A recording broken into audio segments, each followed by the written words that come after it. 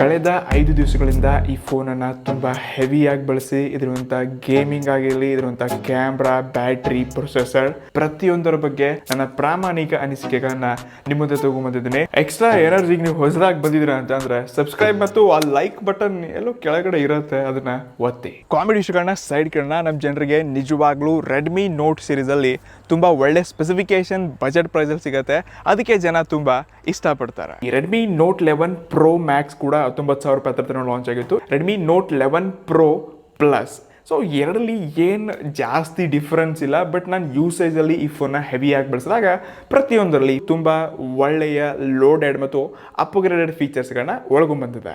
ನಾನು ಈ ಫೋನಲ್ಲಿ ಫಸ್ಟ್ ಇಂಪ್ರೆಷನಲ್ಲಿ ಮತ್ತು ಇದನ್ನು ಯೂಸ್ ಮಾಡೋಕ್ಕೆ ಶುರು ಮಾಡಿದೆ, ಆವಾಗ ಇದರಿಂದ ಡಿಸೈನ್ ಮತ್ತು ಬ್ಯಾಕ್ ಗ್ಲಾಸ್ ಕೊಡ್ತಿದ್ದಾರೆ. ಸೊ ಇದೊಂದು ರೀತಿ ನಾನು 21,000 ರೂಪಾಯಿ ಫೋನ್ಗೆ ಒಳ್ಳೆ ಡಿಸೈನ್ ನೋಡ್ತಿದ್ದೀನಿ, ಮತ್ತು ಲುಕ್ಸ್ ವೈಸ್ ಪ್ರೀಮಿಯಂ ಕೂಡ ಅನಿಸುತ್ತೆ. ಸೈಡ್ ಎಜೆಸಲ್ಲೇ ಏನೋ ಪ್ಲಾಸ್ಟಿಕ್ ಫ್ರೇಮ್ ಫೈಬರ್ನ ಯೂಸ್ ಮಾಡಿದ್ರೆ, ಬಟ್ ಹಿಂದಿನ ಭಾಗ ಲುಕ್ಸ್ ತುಂಬ ಪ್ರೀಮಿಯಂ ಅಂತ ಅನಿಸುತ್ತೆ. ಇಷ್ಟಲ್ಲೇ ಮುಂದಿನ ಭಾಗ ಕೂಡ ಡಿಸ್ಪ್ಲೇ ಎಲ್ಲ ನೋಡ್ಕೊಂಡಾಗ ಇದು ರೆಡ್ಮಿ ಕಡೆಯಿಂದ 20,000 ರೂಪಾಯಿ ಫೋನ್ ಇದೆ, ಇದು ಚೆನ್ನಾಗಿರುವಂಥ ಡಿಸೈನ್ ಒಳಗೊಂಬಂದಿದೆ ಅಂತ ನನಗನ್ಸುತ್ತೆ. ಆದರೂ ಈ ಫೋನ್ಗೆ ತನ್ನ ಕಾಲ ಮೇಲೆ ತಾನು ನಿಂತ್ಕೊಳ್ಳೋಕ್ಕಾಗಲ್ಲ, ಇದೇ ಒಂದು ದೊಡ್ಡ ಸಮಸ್ಯೆ.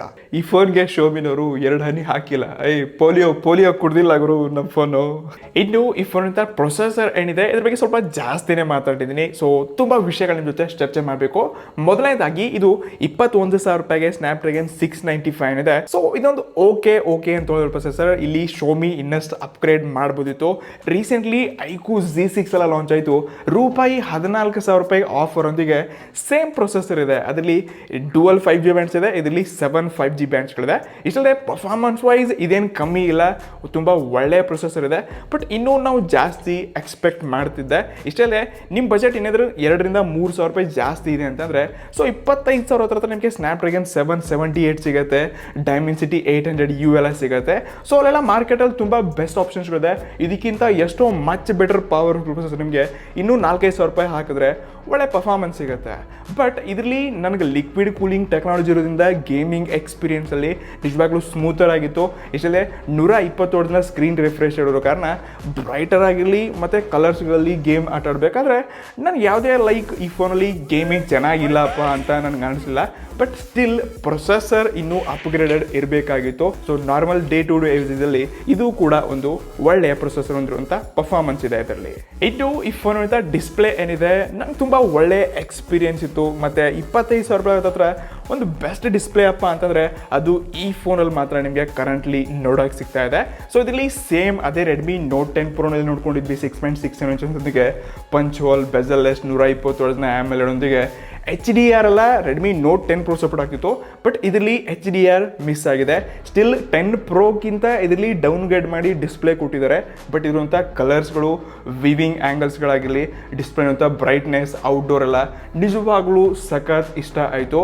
ಸೊ ಇಲ್ಲಿ ರೆಡ್ಮಿಯೊಂದಿಗೆ ಕಾಂಪಿಟೇಷನ್ ಕಂಪೇರ್ ಮಾಡಿದಾಗ ಸ್ಟಿಲ್ 24,000-25,000 ರೂಪಾಯಿಗಳು ಕೂಡ ಇದು ಇನ್ನೂ ಒಂದು ಬೆಸ್ಟ್ ಫೀಚರ್ ಹೊಂದಿರುವಂಥ ಡಿಸ್ಪ್ಲೇ ಇದೆ. ಸೊ ನನ್ನ ಪ್ರಕಾರ ಇದೊಂದು ಬೆಸ್ಟ್ ಫೀಚರ್. ನಾನು ಜಾಸ್ತಿ ಹೈಲೈಟ್ ಮಾಡೋಕ್ಕೆ ಈ ಫೋನ ತೊಗೊಳ್ಳಿಯಪ್ಪ ಅಂತ ಹೇಳಿದ್ರೆ ಅದು ಡಿಸ್ಪ್ಲೇಗೋಸ್ಕರ. ಆದರೂ ಇದರಲ್ಲಿ ಒಂದು ಪ್ರೀಮಿಯಂ ಫೀಚರ್ ಅದು ಮಿಸ್ ಆಗ್ತಿದೆ. 20,000 ರೂಪಾಯಿ ಒಳಗಡೆ ನಾವು ಮಾರ್ಕೆಟಲ್ಲಿ ಯಾವುದೇ ಫೋನ್ಸ್ ತೊಗೊಂಡ್ರು AMOLED ಪ್ಯಾನಲ್ ಇತ್ತು ಅಂದರೆ ಖಂಡಿತ ಅಲ್ಲಿ ಇನ್ ಸ್ಕ್ರೀನ್ ಫಿಂಗರ್ ಪ್ರಿಂಟ್ ಬೇಕು. ಜನರಿಗೆ ಸೈಡ್ ಮೌಂಟೆಡ್ ಫಿಂಗರ್ ಪ್ರಿಂಟ್ ಇಷ್ಟ ಆಗ್ಬೋದು, ತುಂಬ ಕ್ವಿಕ್ಕಾಗಿ ಅನ್ಲಾಕ್ ಆಗ್ಬೋದು. ಬಟ್ ಈ ಫೀಚರ್ ಏನಿದೆ ಸ್ವಲ್ಪ ಇನ್ನಷ್ಟು ಫೋನ್ನ ಪ್ರೀಮಿಯಮ್ನೆಸ್ನ ಜಾಸ್ತಿ ಮಾಡುತ್ತೆ. ಸೊ ಇದನ್ನು ಯಾರು ಒಪ್ಕೋತೀರ ನೋಡಿ ಕೆಳಗಡೆ ಕಮೆಂಟ್ ಮಾಡಿ. ಇದು ಡೇ ಟು ಡೇ ಯೂಸೇಜಲ್ಲಿ ಈ ಫೋನಲ್ಲಿದ್ದ MIUI 13 ಎಕ್ಸ್ಪೀರಿಯನ್ಸ್ ನಿಜವಾಗ್ಲೂ ತುಂಬ ಸ್ಮೂತರ್ ಆಗಿದೆ. ಆ್ಯಪ್ ಓಪನಿಂಗ್ ಆಗಿರಲಿ, ಕ್ಲೋಸಿಂಗ್ ಆಗಿರಲಿ, UFS 2.2 ಮತ್ತು LPDDR4 RAM ಎಲ್ಲ ನೋಡ್ತಾ ಇದ್ವಿ. ಸೊ ಖಂಡಿತ ಇಲ್ಲಿ ಯೂಸೇಜಲ್ಲಿ ನಾನು ತುಂಬ ಸ್ಮೂತರ್ ಎಕ್ಸ್ಪೀರಿಯನ್ಸ್ ಕಂಡಿದ್ದೀನಿ. ಇಷ್ಟಲ್ಲದೆ ರೆಡ್ಮಿ ನೋಟ್ 10 ಪ್ರೋ ಏನಿದೆ ಅದಕ್ಕೂ ಕೂಡ MIUI 13 ಅಪ್ಡೇಟನ್ನು ಕೊಡ್ತಿದ್ದಾರೆ.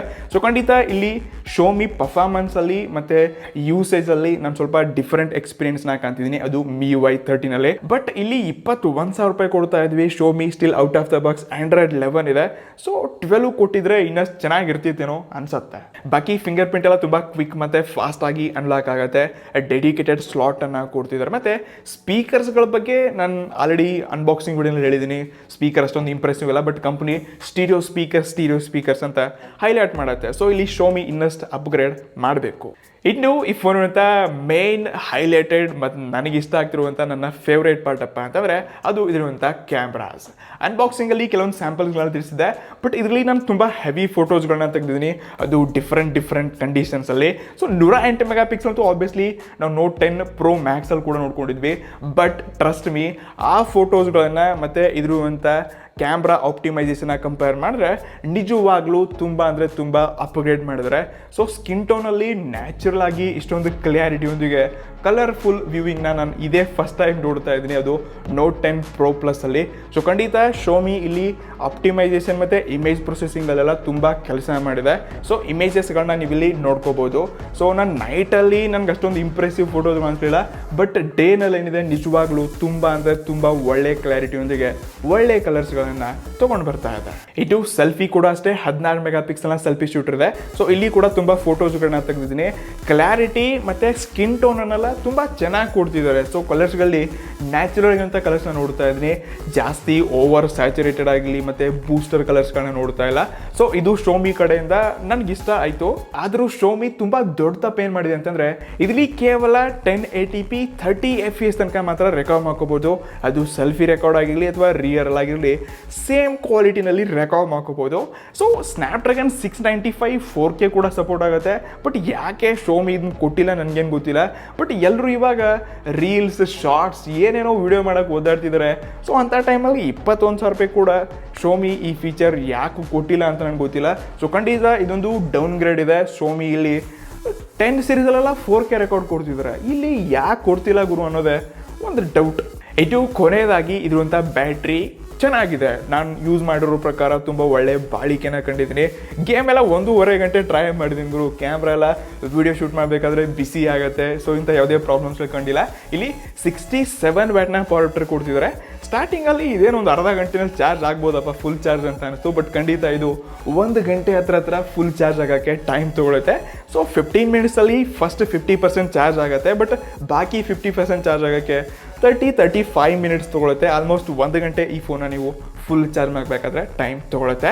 ಸೊ ಖಂಡಿತ ಬ್ಯಾಟ್ರಿ ಯೂಸೇಜಲ್ಲಿ ಬಾಳಿಕೆ ನಿಜವಾಗ್ಲೂ ತುಂಬ ಒಳ್ಳೆ ಬ್ಯಾಕಪ್ನ ಕಂಡಿದ್ದೀನಿ. ಚಾರ್ಜಿಂಗ್ ಇನ್ನೂ ಅಪ್ಗ್ರೇಡ್ ಆಗಬೇಕು, 21,000 ರೂಪಾಯಿ ಕಮ್ಮಿ ದುಡ್ಡಲ್ಲ. ಸೊ ಸ್ಟಿಲ್ 67 ವ್ಯಾಟ್ ಕೂಡ ಒಂದು ಒಳ್ಳೆ ಪ್ರಾಡಕ್ಟ್, ಬಟ್ ಚಾರ್ಜಿಂಗ್ ಟೆಕ್ನಾಲಜಿ ಇನ್ನಷ್ಟು ಫಾಸ್ಟ್ ಆದರೆ ಚೆನ್ನಾಗಿರ್ತಿತ್ತು ನನಗೆ ಅನಿಸುತ್ತೆ. ಆದರೂ ನಾನು ಈ ಫೋನಲ್ಲಿ ಅಪ್ಗ್ರೇಡ್ ಆಗಿರುವಂಥ ತುಂಬ ಫೀಚರ್ಸ್ಗಳನ್ನ ನೋಡ್ತಾ ಇದ್ದೀನಿ. ಅದು 10 ಸೀರೀಸ್ಗಿಂತ 11 ಸೀರೀಸ್ನಲ್ಲಿ ಆನ್ ಪೇಪರ್ ನಿಮ್ಗೆ ಸೇಮ್ ಅನಿಸ್ಬೋದು, ಬಟ್ ಯೂಸೇಜಲ್ಲಿ ನೀವು ತುಂಬ ಡಿಫ್ರೆನ್ಸ್ ಕಾಣ್ತೀರಾ. ಸೊ ಖಂಡಿತ ನೀವು 21,000 ರೂಪಾಯಿ ಬಜೆಟ್ ಹತ್ರ ಇದೆ ಅಂತಂದರೆ ನೀವು ಕಣ್ಣು ಮುಚ್ಕೊಂಡು ಈ ಫೋನನ್ನು ತೊಗೊಳ್ಬೋದು. ಇಲ್ಲ ನನ್ನ ಹತ್ರ ಇನ್ನೊಂದು 3-4 ಸಾವಿರ ರೂಪಾಯಿ ನಾನು ಜಾಸ್ತಿ ದುಡ್ಡಿದೆಯಪ್ಪ, ನಾನು ಇನ್ನೊಂದು 4 ಸಾವಿರ ರೂಪಾಯಿ ಹಾಕಿದೆ ಅಂತಂದರೆ ನಿಮ್ಗೊಂದು ಒಳ್ಳೆ ಫೋನ್ ಸಿಗುತ್ತೆ ಅಂತ ಕೂಡ ಹೇಳ್ಬೋದು. ಮಾರ್ಕೆಟಲ್ಲಿ ತುಂಬ ಪವರ್ಫುಲ್ ಪ್ರೊಸೆಸ್ ಇರುವಂಥ ಬೇರೆ ಬೇರೆ ಬ್ರ್ಯಾಂಡ್ ಫೋನ್ಸ್ಗಳಿದೆ. ಸೊ ಅದನ್ನು ಕೂಡ ನೀವು ನೋಡ್ಕೋಬೋದು. ಬಾಕಿ ಇದು ಒಂದು ಬೆಸ್ಟ್ ಫೋನ್, ನನಗೆ ತುಂಬ ಇಷ್ಟ ಆಯಿತು. 21,000 ರೂಪಾಯಿಗೆ ಒಂದು ಬೆಸ್ಟ್ ಡೀಲ್. ಅದು ನಿಮ್ಮ ಬಜೆಟ್ ಇದೇ ಇದೆ ಅಂತಂದರೆ ಖಂಡಿತ ಈ ಫೋನ್ನ ತೊಗೊಳ್ಬೋದು. ಸೊ ಈ ರಿವ್ಯೂ ಹೇಗೆ ಅನ್ನಿಸ್ತು ಅಂತ ಕೆಳಗಡೆ ಕಮೆಂಟ್ಸ್ ತಿಳಿಸೋಕ್ಕೆ ಬರಬೇಡಿ. ಸಿಗೋಣಂತೆ ಮತ್ತೆ ಮುಂದೆ ವಿಡಿಯೋಲಿ. Already guys, see you the next one. ನಮಸ್ಕಾರ.